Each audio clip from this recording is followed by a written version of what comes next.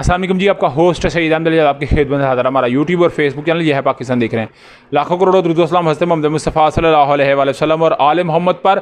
सदर आरफ हुसैन अलवी साहब ने ऐसे या बतौर chief justice of Pakistan justice Qazi Faez ईसा साहब की मंजूरी दे दी है, तैनाती हो गई है। इसके मतलब मैंने आपको बताना है डोनम बलूम और इसहाक डार साहब की एक बड़ी अहम मुलाकात हुई है। और दूसरा, नून लीग और पीपल्स पार्टी में एक इख्तलाफ सामने आया है, मैंने उसके मतलब आपको खबर देनी है। सबसे पहले जी, सदर मुमलिकत डॉक्टर आरफ हुसैन अलवी साहब ने जस्टिस कादी फ़ाइज़ ईसा साहब, आप जानते हैं कि सीनियर मोस्ट जज हैं, और जिस तरह का कहा जा रहा है कि अभी आकर उन्होंने कुछ कामकाज में कोई हिस्सा डाला है। इस वक्त जो साफ़ी कोर्ट रिपोर्ट कर रहे थे कि एक वक्त के अंदर इलेक्शन के जब दिन थे वो अपने चैम्बर से बाहर नहीं थे आ रहे, मगर एक बहुत बड़ी बात थी कि पाकिस्तान तरीके इंसाफ बहुत ज़्यादा जो है वो इनसे जो उनके अगर सोशल मीडिया विंग को देखा जाए या वैसे उनके नुमाइंदों की बात की जाए तो वो इससे बड़ा खफा थे, बड़ा नला थे।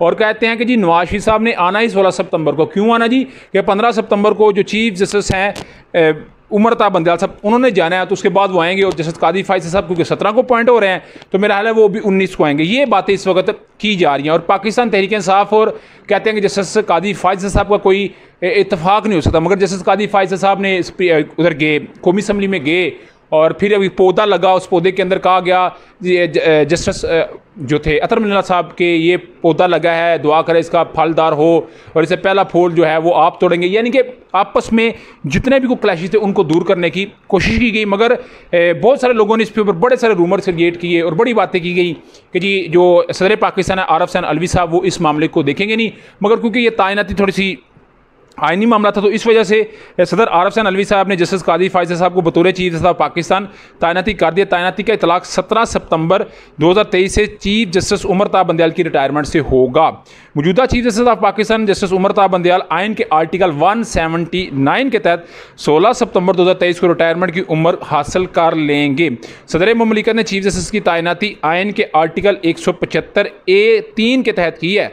सदर मुमलिकत आरफ हुसैन अलवी साहब ने जस्टिस कादी फ़ाइज़ साहब से 17 सितंबर 2023 को ओहदे का हलफ लेंगे। तो ये एक जो है वो इसके ऊपर नोटिफिकेशन भी सामने आ गया, जिस नोटिफिकेशन के ऊपर जो सेक्रेटरी हैं राजा नईम अकबर साहब उनके भी आ गए हैं, और section officer to government of Pakistan Sajjad Mustafa साहब ने भी सिग्नेचर कर दिया। यानी कि ये एक ऑफिशियली जो है वो नोटिफिकेशन इस वक्त खुलकर सामने आ गया। तो देखना पड़ेगा इसके जस्टिस कादी फ़ाइज़ साहब जब चीफ जस्टिस बनेंगे तो वो क्या कोई इसमें तब्दीलियाँ लेके आएंगे कि क्या इसी तरह सिस्टम चलता रहेगा। तो मेरा हाल एक बड़ा ज़रूरी है जो फैक्टर होगा। उधर जी इसहाक डार साहब और जो डोनल्ड ब्लूम है अमरीकी सफ़ीर, उनकी मुलाकात हुई है। मुलाकात पहले नहीं हुई, ये मुलाकात इससे पहले भी हो चुकी है, और फ्रांस के लिए शबाशी साहब रवाना हो चुके हैं। और कहा जा रहा है कि MD जो है IMF के उनसे टाइम लिया गया है। और डोनल्ड ब्लूम और इसहाक डार साहब की मुलाकात में भी ये बात डिस्कस की गई है कि काइंडली हमें सेफ रास्ता दें, हमें थोड़ा सा टाइम दें, हमारे लिए को राहों को हमवार करें। अमेरिका जो है वो IMF से रिक्वेस्ट करे कि आप वो हमारे साथ जो है वो जो एक बजट की या जो एक फ़ंड है ये जो एक हम रिलीज़ करवाना चाहते हैं उसको रिलीज़ करें,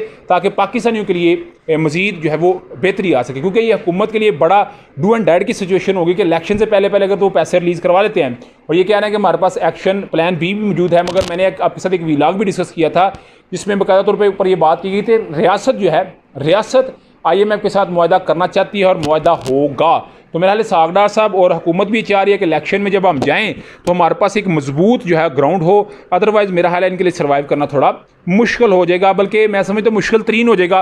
क्योंकि गलियों नालियों और जो नून लीग का मुझे लगता है जो वोट है ज़्यादा, जो मैं ऑब्जर्व कर रहा हूँ वो ज़्यादातर इसी मामले के ऊपर है, क्योंकि गाँव देहातों के अंदर उसका वोट है और पीपल्स पार्टी का वोट भी इसी तरह से है। मगर तहरीक इंसाफ का वोट जो हमने पिछले जब से कवर कर रहे हैं जलसों को, तो शहरों के अंदर उनको वोट मिलता है। तो डेफिनेटली ये एक बड़ा जो है वो प्लस पॉइंट भी जो है मुस्लिम लीग नवाज़ के लिए हो सकता है। उधर जी एक इख्तलाफ सामने आया पीपल्स पार्टी और नवाज़ लीग के दरमियान के कल एक बैठक हुई, इस बैठक के अंदर डेडलॉक हुआ है। और डेडलॉक की सिचुएशन ये बनी है कि पीपल्स पार्टी ने छोटी जमातों से रब्ता करना शुरू कर दिया है और कहा जा रहा है कि हुकूमत से हम अलग हो जाएंगे और ये हुकूमत से हम अलग बजट की मंजूरी से पहले होंगे। तो इसके ऊपर नवाज शरीफ साहब लंदन से भरपूर तरीके से एक्टिव हुए हैं। उन्होंने पूरी पार्टी रहनुमाओं को ये बात कह दी है कि कोई हालात ठीक ख़राब नहीं करने, पीपल्स पार्टी को उस वक्त तक साथ रखना है कि जब तक हमारे और पीपल्स पार्टी के तल्लुकात ठीक रहते हैं, ताकि बजट मंजूर हो और बजट लेके हम अवाम में जाएँ। तो मेरा ख्याल नवाज शरीफ साहब ये चाह रहे हैं कि जब वो वतन वापस आएँ तो अवाम को कुछ डिलीवर हुआ हो तो उसके ऊपर वो अवाम से वोट डिमांड कर सके, अदरवाइज़ फिर वो इस हालत में नहीं होंगे कि अवाम से वोट डिमांड कर सकें। तो ये भी एक बात सामने। उधर जी तौहीन इलेक्शन कमीशन का मामला, फवाद चौधरी साहब जो कभी सुई ढूंढ रहे होते हैं, कभी सर नीचे कर रहे होते हैं, इस्तेहकाम पार्टी में बैठ के उनकी भी नाकाबिल ज़मानत वारंट गिरफ्तारी जारी हो चुके हैं। इमरान खान साहब भी इसमें शामिल थे, असद उमर साहब भी शामिल थे, मगर फवाद चौधरी साहब के वारंट गिरफ्तारी इसमें जारी हो चुके हैं।